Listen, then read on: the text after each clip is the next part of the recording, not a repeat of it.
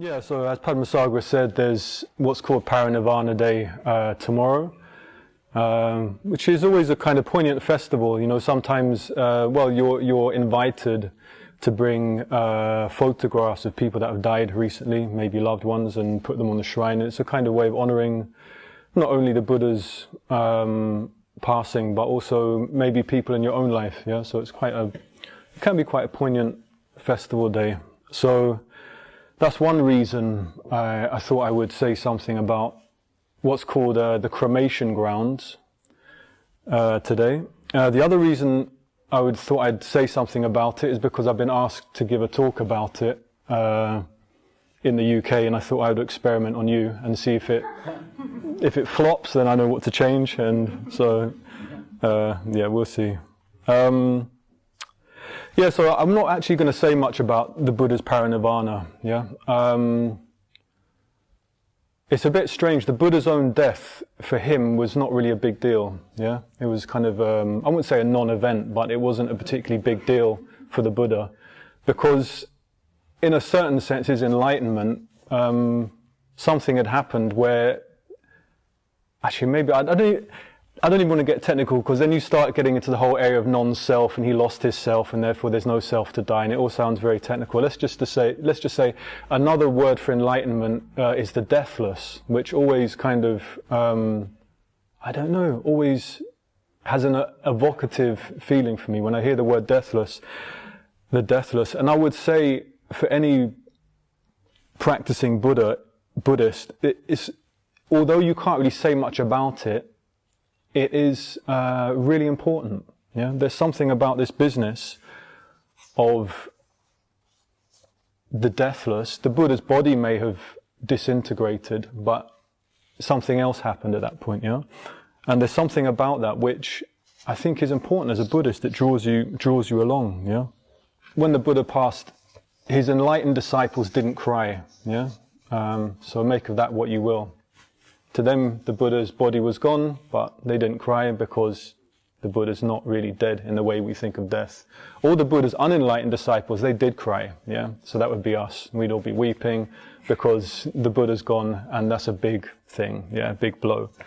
The only other creature, apparently all the animals cried as well, yeah? They were all crying, all the crocodiles, all the lions, they were all crying. Actually, maybe not lions, but the only animals that didn't cry was the cats. Yeah, that's a bit. Oh, wow! This is the twist. This is the twist. But you Tanya have two cats, so that's a bit biased. But that's all right. So the Buddha was cremated, yeah, as people are still in India, and he was cremated at a cremation ground. The cremation grounds in Buddhism are a huge thing. Yeah, there's hundreds, maybe thousands, there's thousands of cremation grounds all over the land, say 2,500 years ago, but in a way, mythologically, there's said to be 8 great cremation grounds, yeah? And a cremation ground is where people are taken to be burnt, yeah? To be burnt on a pile of wood with some oil or ghee, and especially in those days, if people didn't have the money to burn their relatives, they would leave them in this place, yeah, to decompose, to be eaten by animals. And you can imagine such a place, yeah. And yogis, Buddhists, were encouraged to go and practice in cremation grounds, yeah. This was especially taken up in the later, tantric tradition, you could say medieval Indian Buddhism, but also in the Buddha's day, the Buddha would recommend, if somebody was serious about meditation, he would say, go to a cave, remote cave somewhere, go to a remote forest somewhere, or go to a charnel ground, go to a cremation ground, yeah? So there's a strong advice to go there, yeah? Preferably alone, and preferably at night, yeah? And even for long periods, yeah? It could be a week, it could be a month. So you make your own way there to this cremation ground. And, the question is why? Yeah? And maybe the answer is twofold. One is to have a very direct encounter with impermanence, yeah? A kind of undeniable encounter with impermanence. Yeah? Because in a way, when we think of death, I don't know about you, maybe I'll say something later, but when we think of death, it's normally not going to happen to us, usually, when we think about death. And if it is, when we believe we are going to die, it's kind of us, but it's us, also someone else in the future, maybe they're fine and then they die. It's not that real in a certain sense. So the whole point is to go to a cremation ground to see death directly. And also the second point is to face fear. Yeah, very important. And it's interesting because I think, speaking personally, one of the things that drew me to Buddhism is this whole business of the Buddha being fearless. Yeah, not fearless in a sense of like guns blazing and kind of not scared of anything and beyond courage. Yeah, you could say beyond courage, just fearless. I found it incredibly appealing. And also fearlessness is kind of linked with enlightenment itself, in a certain sense, yeah? Well, even just on an experiential level, when you're scared, you're gripping, yeah? You're kind of clinging, somehow your body's tensed up. And liberation in Buddhism is said to be the end of clinging. There's no more clinging, no more gripping, yeah? So no more fear.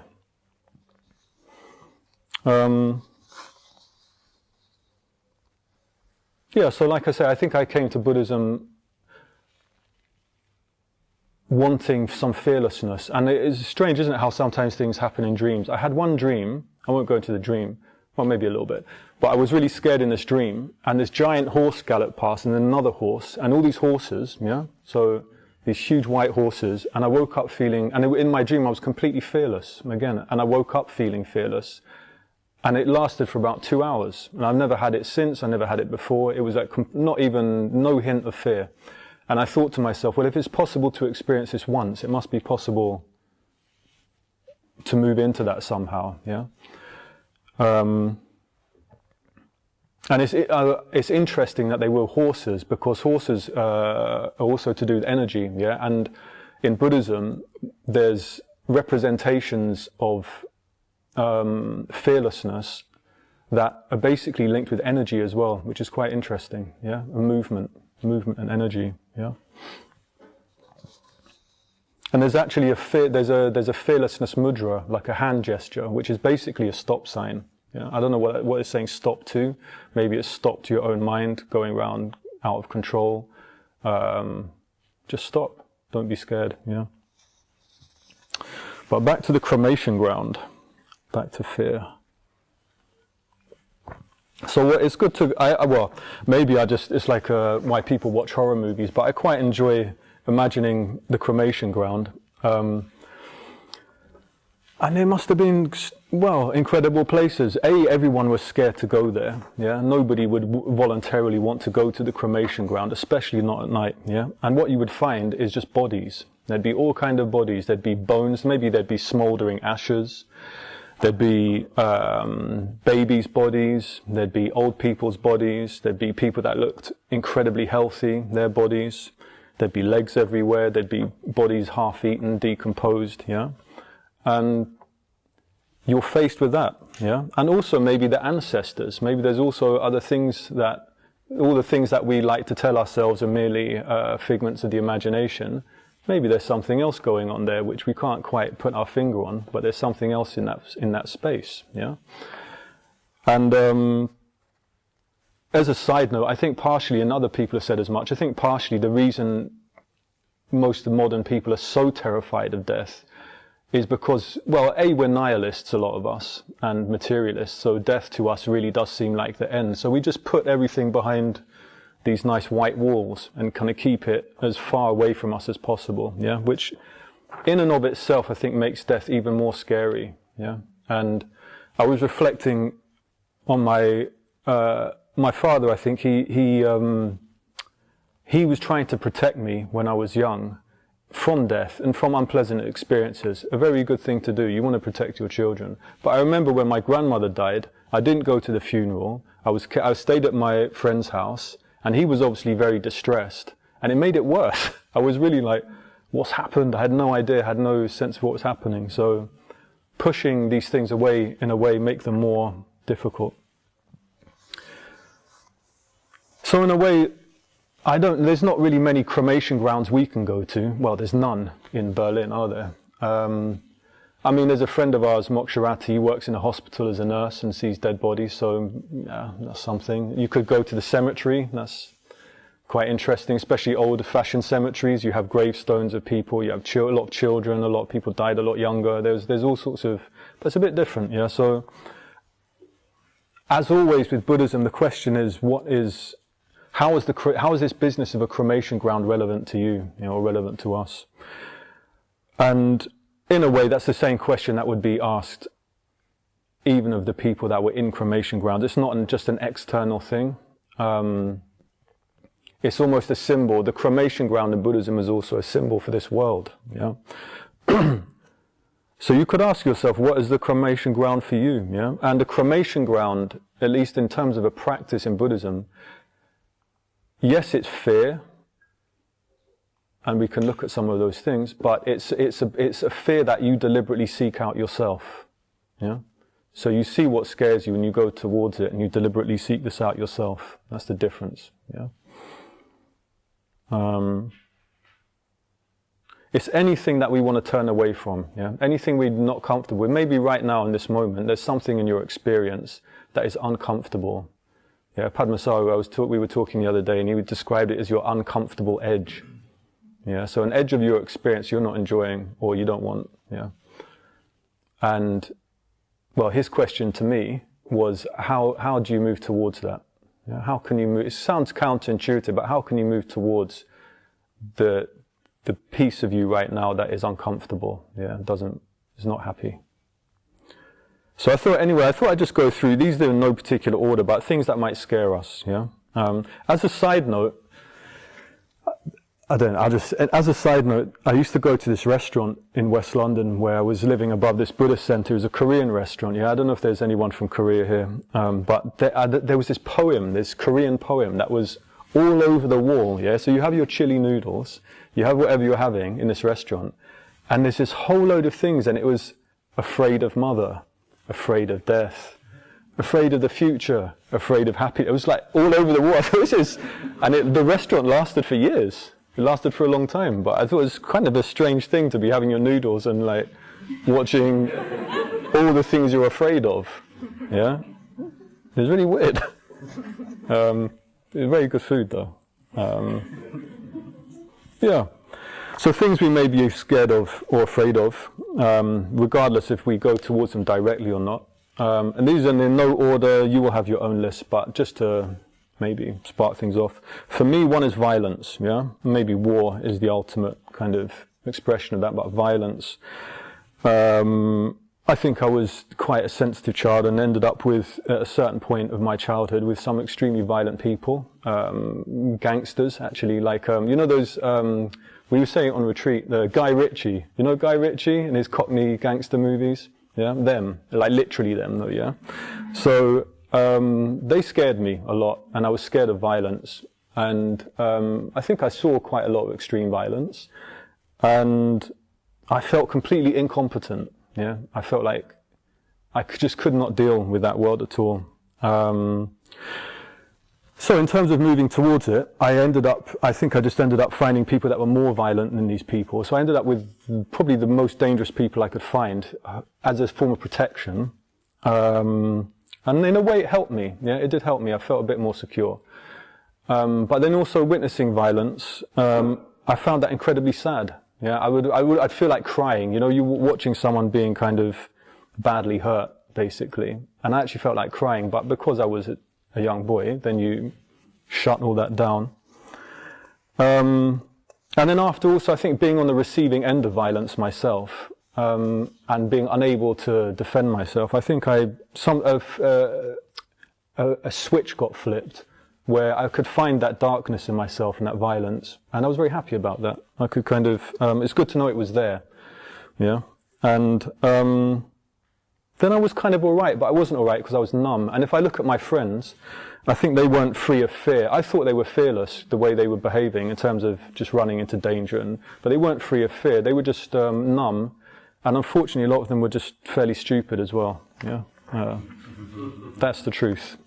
So, yeah, maybe violence scares you. I also had another one that came up was, yeah, fear of being visible in public like this. It's a common one, isn't it? Like, in public talking apparently induces terror in people.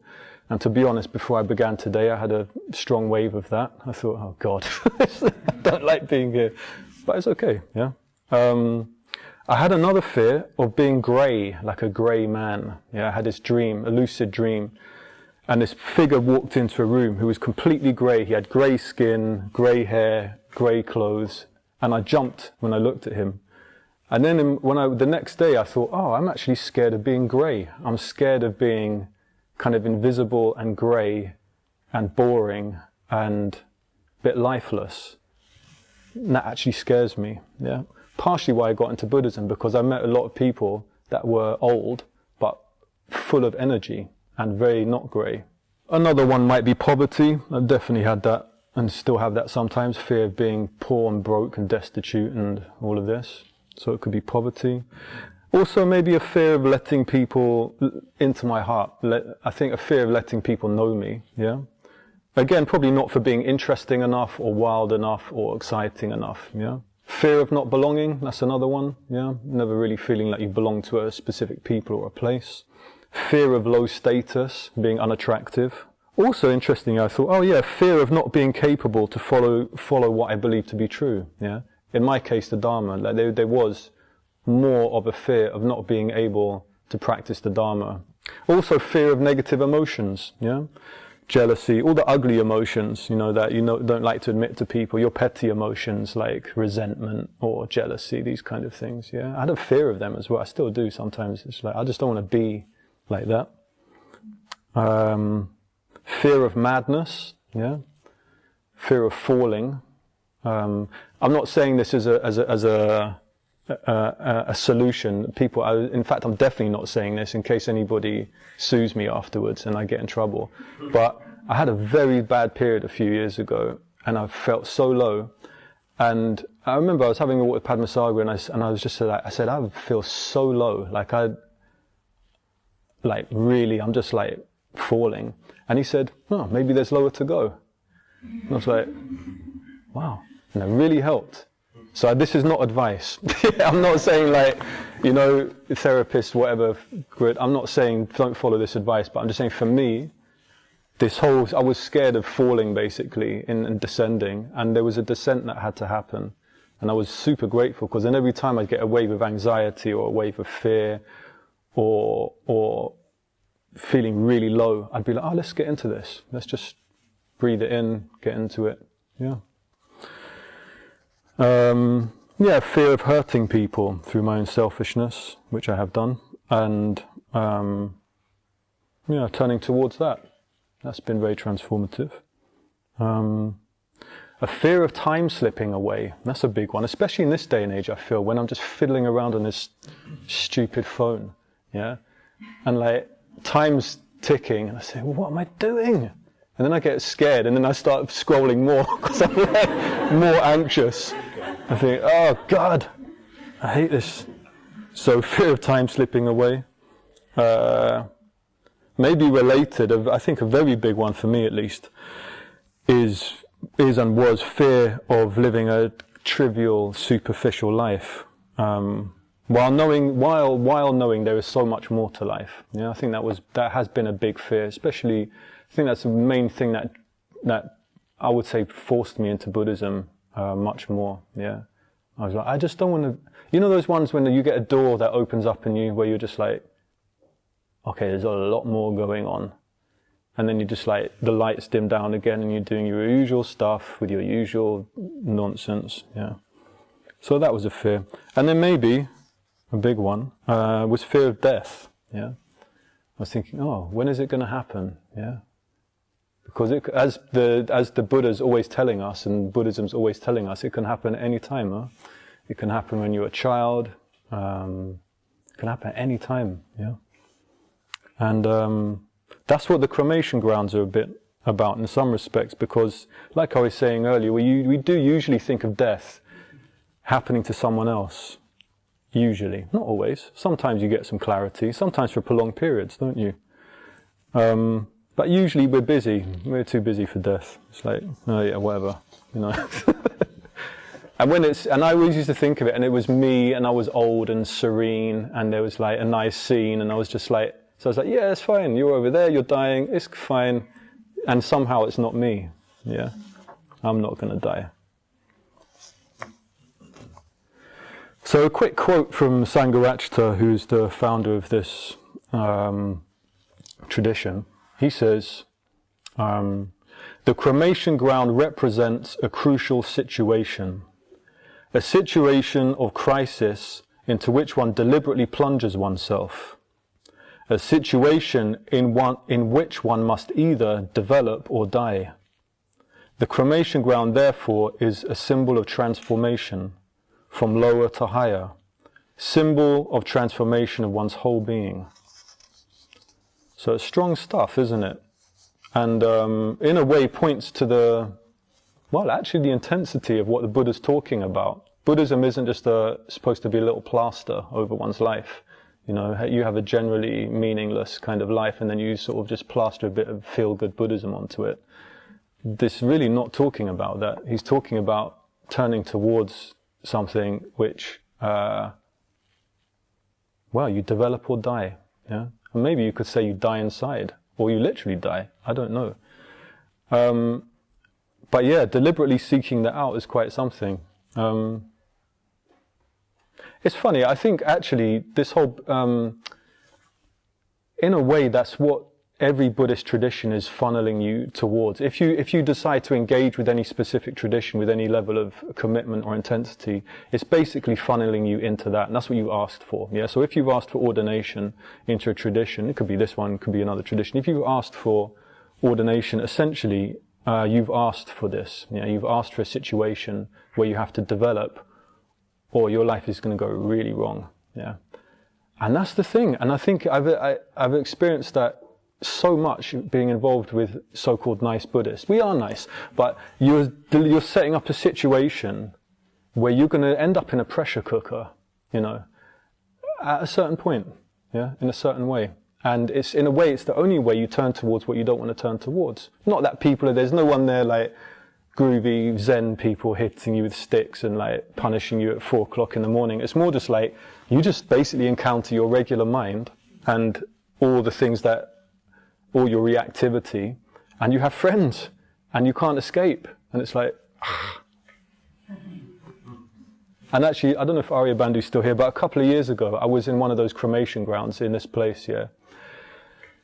Being part of a centre like this it can be quite intense, actually, you know, because we're a community, and you don't run away, you're part of this, yeah, by choice, obviously. But I wanted to leave, yeah, and I remember talking to Arya Bandhu a couple of years ago, and I was like, I am cooked, yeah, I am done with this place. And he said, he didn't say anything, he just said, I've got 2 criteria for me to stay in a place. And he said, the first one is it enjoyable? And I was like, no. And he said, the second one is, am I growing? And I was like, oh no. Oh no. And I was, and I thought, oh no. I was all plaid, my suit, I was going to metaphorically had my suitcases, and I was like, okay, I'm growing. Okay, good, I'll stay. Yeah, so in Buddhism, a large part of Buddhism is about facing your fear, yeah, and transforming your fear.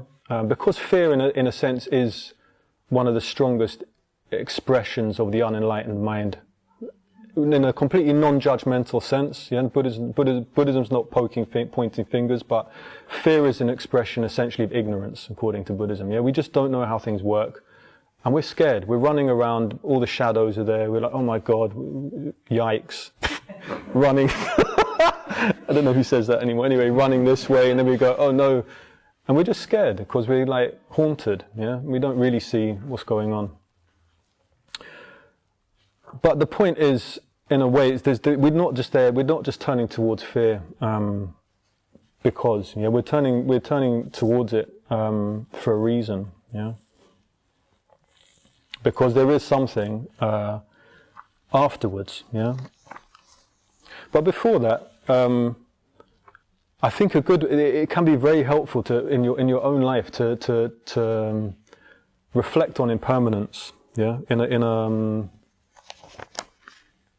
in a regular and strong way. Yeah.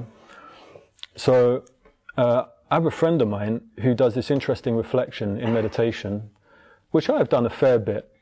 But he basically before he meditates sometimes he says to himself, okay, let's really imagine that I have a terminal diagnosis, but I've got 10 years. Yeah, just 10 years, and you're guaranteed to die in 2036. Yeah, that's just a given. What does that feel like? Interesting. How would I live? Yeah.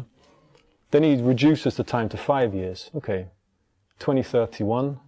Okay, that's when I'm definitely off. Yeah. Then he reduces it further to like 6 months. I don't know why he's got these timings. Anyway, 6 months. Yeah. So you've got 6 months to live. Yeah, guaranteed. Then 3 months. Yeah. So what does that feel like to have 3 months? Yeah. Then he comes down to 3 weeks. And it's okay. Well, that's a bit. And then a week. Yeah. And then 3 days. So he just kind of edges it down, and it sets you up. I've done it, and it works. It sets you up differently from your day. We're so petty, aren't we? Yeah, he said this and she said that. And we get into this whole kind of like our little gripes with people, and oh dear, and this, oh no, and then this is the wrong colour, and I wanted a pillow in this colour. And you get, oh no, and now I've got my holidays cancelled, and you get into all this stuff. But I feel like if someone said to me, yeah, mate, you're going to be dead in 3 days. Yeah, literally. I don't think those things would be so important. I wouldn't care what someone said to me or did or didn't do. It's like, it's irrelevant, yeah? So, in a way, that's what we're looking for with Dharma practice in general. The whole point is a sense of liberation, yeah? A sense of freedom, yeah? Freedom from ourselves, essentially, yeah?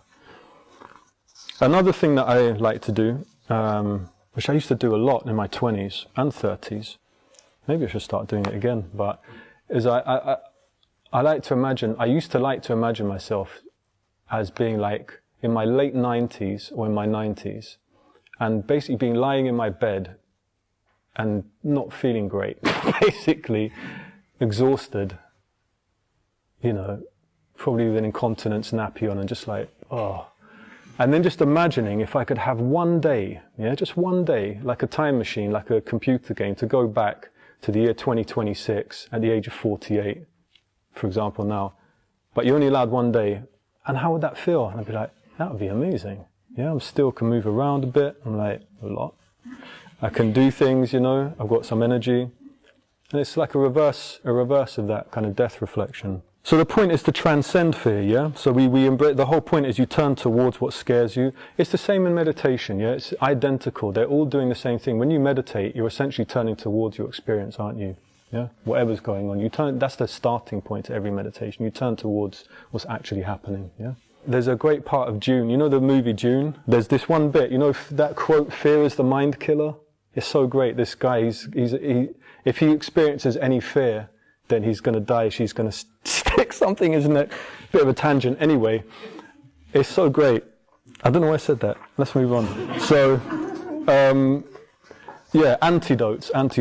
So, yeah, fear, and like in our own teacher says, in a way, there's various qualities of Buddhism that get emphasized and we're familiar with, yeah? Compassion, tolerance, patience, all these things, very important. But equally important is courage, yeah? Fearlessness, which we don't often think about with Buddhism, but it's very, very important. He says it's just as important. He also says it's probably more important, which is interesting, isn't it? We all think of compassion, we think of mindfulness, we don't think of fearlessness and courage. I think those quote-unquote heroic virtues are super important, yeah? And there's certain people here, I could say, actually. Things could go very wrong, yeah? But there's a kind of attitude that one can deliberately take up, like the rest of Buddhism, it's a training. Mindfulness is a training.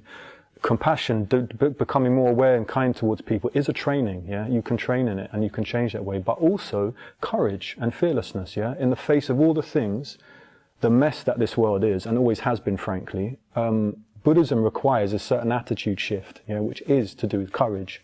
So even if it's not courage again in like Arnold Schwarzenegger, like all guns blazing and kicking doors, it's not that kind of courage. It's deeper than that, yeah? It's like a certain attitude that you can take towards life. And if you can take that attitude, it is such a gift to give to other people. Yeah, it's such a powerful gift. And I think of Arya Bandhu, for example. I think of my grandfather. He was a soldier, but Arya Bandhu has the same quality. Where something I've noticed about him is he has a certain come what may. Whatever happens, happens. Yeah, and we'll just deal with it, and it's okay. Yeah, that is power. That's as important as compassion and as important as mindfulness. Yeah. Especially now, I would say, now that our cozy little bubble is popping, it's really important to have that kind of attitude for the rest of one's life, yeah? And you can choose it. Yeah, you can actually train that. You can choose it. I mean, I've done it myself. I'm sure other people that have done martial arts and get into this violence thing, you can train a kind of courage, yeah? Where you just like, okay, I might get hurt, but let's get in. This is like that, but much more potent, yeah? It's for your whole life. So you can choose to face fear. That's one antidote, yeah? You can actually turn towards the things that scare you. Maybe it's something like a solitary retreat, but I remember my last solitary retreat. I was in a nice place. I was in the mountains in Spain, yeah? There was no one around for a long area. There's no electricity. I couldn't see anything. It was pitch black. But it induced terror in me. I kind of went out and I'd hear something scratching and I would think, oh no, what if like a bear escaped from a zoo or someone's got, you know, and what if that noise is really a tiger? And there's nothing. There's like a little mouth, there's nothing there. So you can choose to turn towards fear. I'd say that's one of the antidotes, is an attitude where you can actually develop that, a backbone in a certain sense, yeah? Which to be a Buddhist has to happen, I think, on a certain level. The second one is love, yeah, metta, yeah? So the Buddha recommended himself in terms of an antidote to fear and anxiety is love, is metta, yeah? So normally we're scared.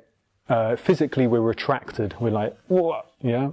When you've got metta, when you've got love for people, you're more relaxed. There's a kind of an expansive quality. You're not just dwelling in yourself and your little concerns and your little mind spinning around in this little kind of vortex in yourself. There's an expansive sense which does actually neutralize fear. Some of the Thai forest monks used to follow tiger trails, which I'm sure I've talked about, others have before, which is amazing, yeah? So you're on retreat, you're in the forest by yourself or with your friends, and you want to test if you have metta, yeah? So you might feel like, oh yeah, I've got some metta, I've got some compassion, yeah? And they really wanted to test if it was true, yeah? Were they really loving people? Were they really kind? Did they really have this care and concern for other creatures, yeah? And the way they did that was to go and find a tiger, yeah? Like an actual tiger, not in a zoo, yeah? A tiger. So they'd walk through, and by the way, you did see piles of like orange robes with bones sticking out of them as well, so that obviously went to show that they weren't full of metta that day, or the tiger was super hungry or whatever. But I remember reading one example, of like a tiger appearing in front and a tiger behind, and this particular monk just shot into a state of absorption and dhyana and bliss and love, and opened his eyes, and it was like the sun was much lower and the tigers were gone. And so he was like, so that worked, yeah? And I think it's true. It's like, I don't know about you, but on a very good day as a practicing Buddhist, and you're in a situation where maybe there's the possibility of violence happening, yeah? Like, it sometimes happens in a big city or anyway, yeah? And somehow, on that day, you can wish people really love, yeah? Not just the person who's going a bit crazy and looks like they're about to do something bad, but the person next to them, da-da-da-da-da.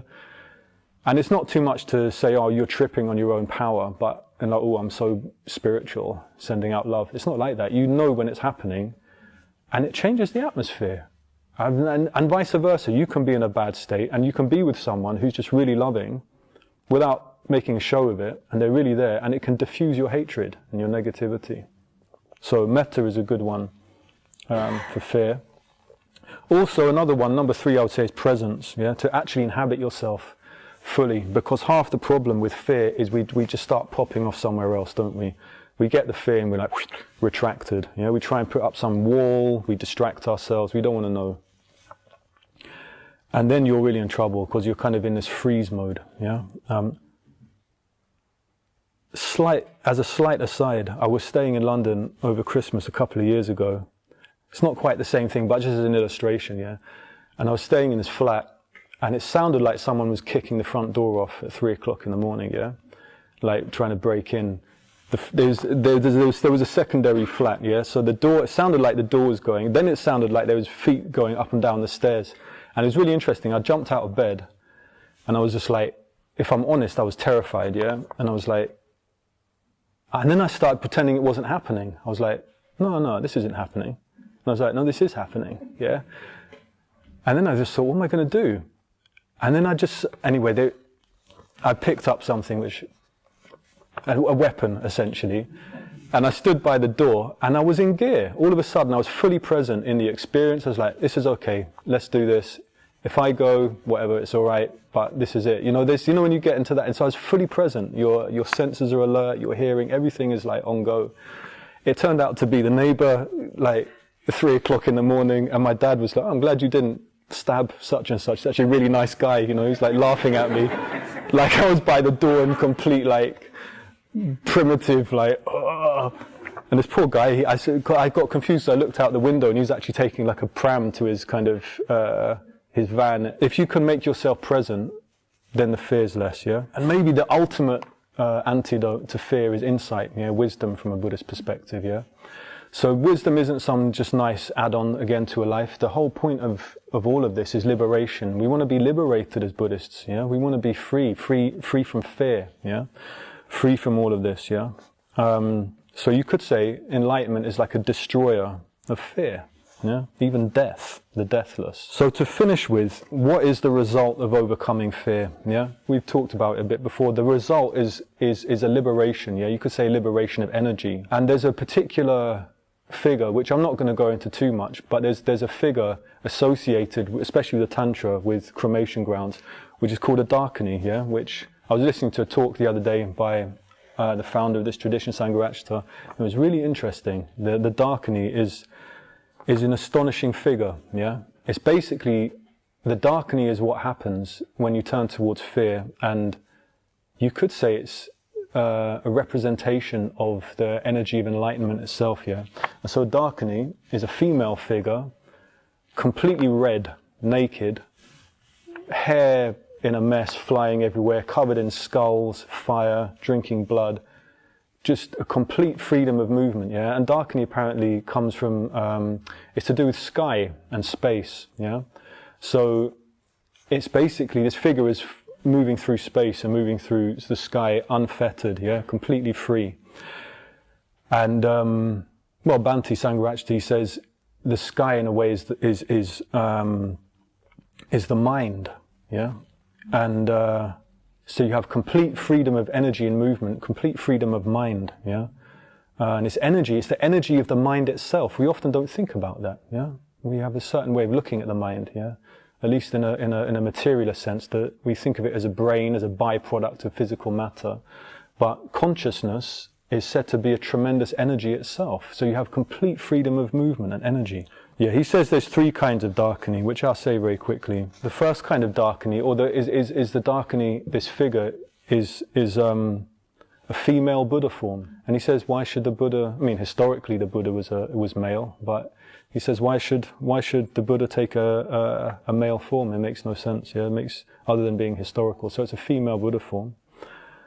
A Dakini is like a symbol, an embodiment of our own, he says, upsurging energies, yeah, which is what we want, don't we? It sounds good, yeah? Upsurging energies.